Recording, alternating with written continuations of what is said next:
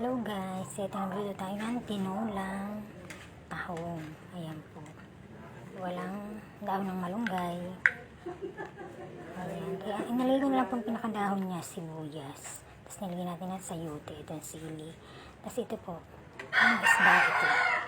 Kilala po ba niyo kung anong isda yan?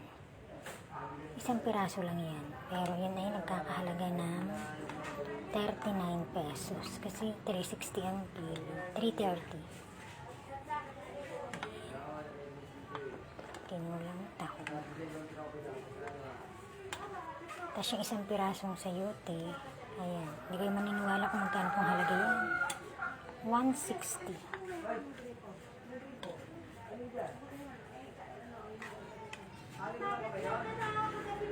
Tahong. Tinulang tahong with matching isda. Saka po yung sibuyas na, ano ba sibuyas? Yung may dahon. Anong tawag po sa inyo sa sibuyas na yan? Thank you guys.